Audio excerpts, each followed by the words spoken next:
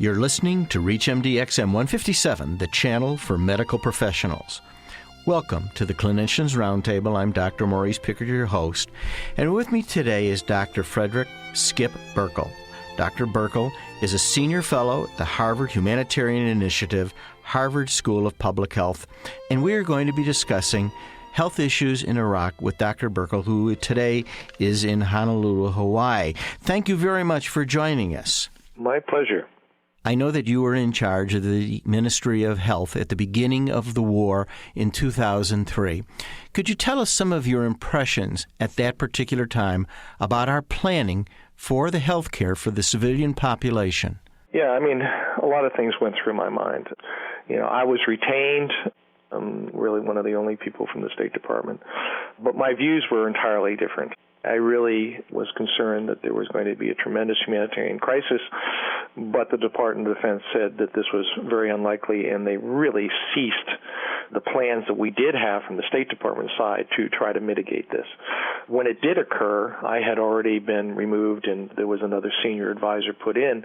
Before that happened, when I left Iraq and came back to the State Department, I gave a talk on this, and the discouraging thing was that many in the audience thought it was just sour grapes from my side.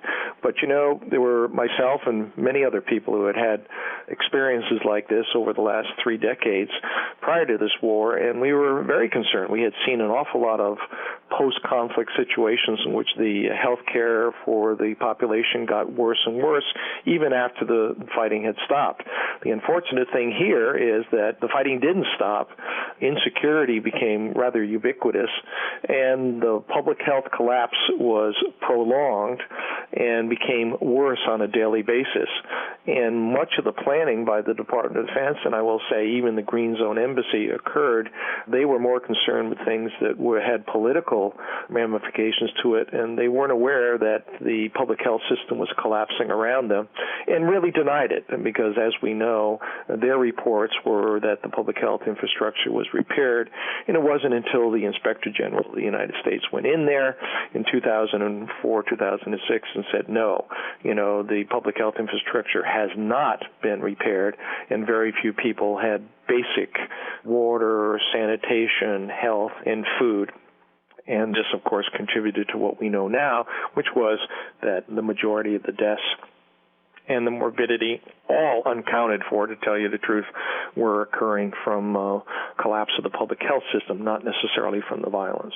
You mentioned the Department of Defense, and in the past, it's been my understanding that humanitarian rebuilding of healthcare facilities has been under the guidance and direction of the United States Agency for International Development.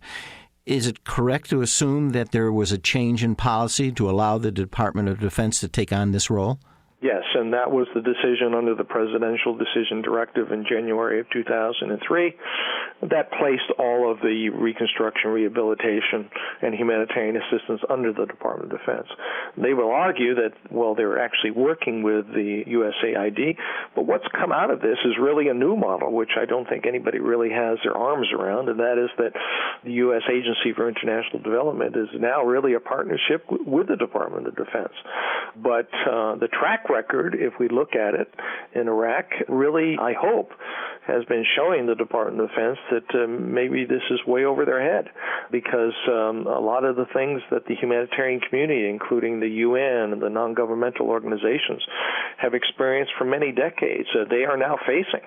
They said that they were able to overcome this, but they're in very much the same pickle and have not made that great progress. I think one of the examples that your audience needs to be reminded of, and that is that if you remember the 1996 UN Oil for Food program that was so criticized that the UN was in charge of, and really given an example by the U.S. government of a system that was terribly corrupt and was not meeting its goals. Well, I would suggest that most of your audience feel that that probably just disappeared once the war occurred, but a food distribution system for essential food rations remains, and it's carried on by the embassy in the Green Zone.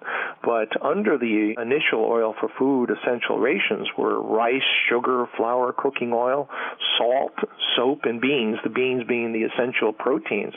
And the only thing that really has happened is that the government, with a lot of pressure on the embassy, has removed the salt, the soap, and the beans. But the embassy personnel right now are in conflict with their own government because they don't want this essential rationing to be removed because they're concerned that the chronic malnutrition rate has actually increased, and they're afraid that if indeed what is left that is being distributed was removed, that there would be a catastrophe with even a higher chronic and acute malnutrition rate. The other thing is the off-season waterborne diseases that occurs because you just don't have basic food for health and also don't have soap to wash your hands before you eat has actually increased. We'll have to say that we can't put a direct cause and effect because of the lack of soap now that's being distributed, but it's rather curious. And again, if we don't have studies that we can go ahead and show cause and effect, anybody can say that it just doesn't exist. But I think there's people like myself and others in the humanitarian community that are very, very concerned. I think the other thing, too, is remember, any kind of program that's going to overcome these problems would have to be in concert between the coalition forces and the Ministry of Health. But the Ministry of Health right now is totally controlled by Muqtada al-Sadr. It's one of the most corrupt of the 12 ministries, and there's concerns that supplies and medicines really have been siphoned off and sold to divert to the Mahdi army finances.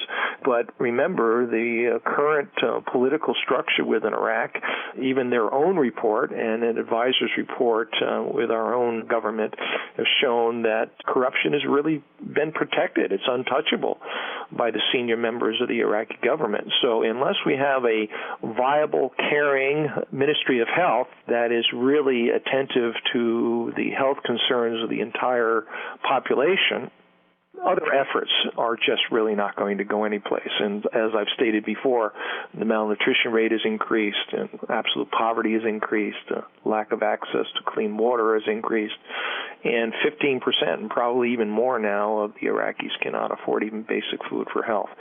So things have just worsened slowly but surely.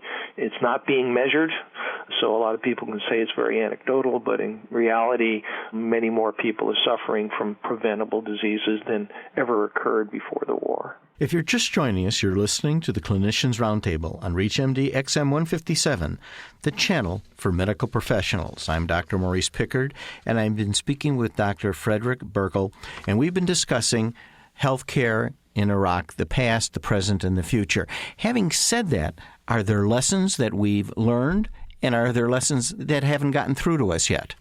Well, unfortunately, I think one of the lessons for the U.S. government is that they do need the United Nations and the non-governmental organizations.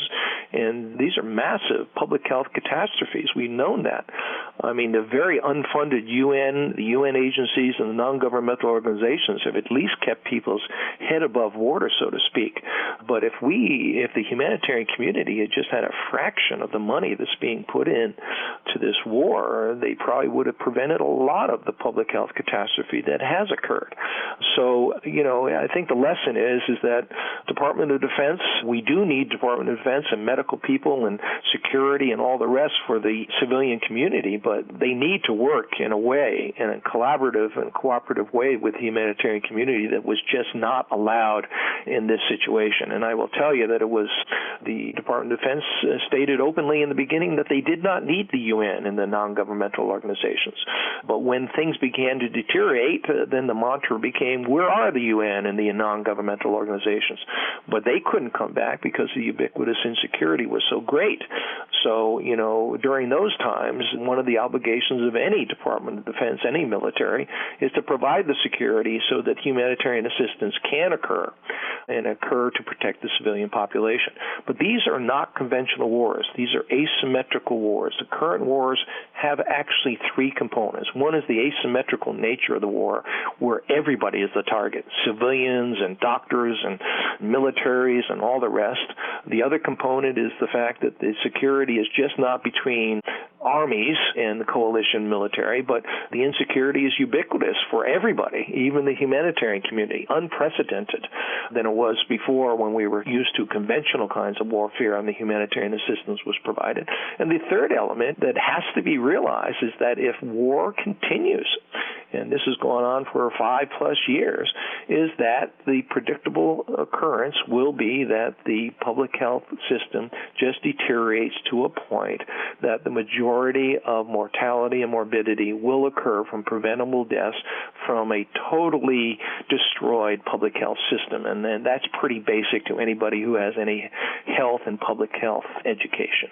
And the military needs to know that, because if we're going to provide some solutions to these new current wars, we have to be aware of all of those three essential components and address them and put resources against all three: the security, the public health catastrophe, and the asymmetrical warfare. I'd like to thank Dr. Frederick Burkle, who has been our guest today. We've been discussing healthcare issues in Iraq.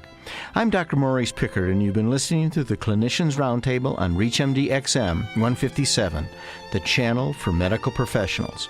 For questions and comments, please send your emails to xm@reachmd.com and visit us at reachmd.com. Thank you for listening.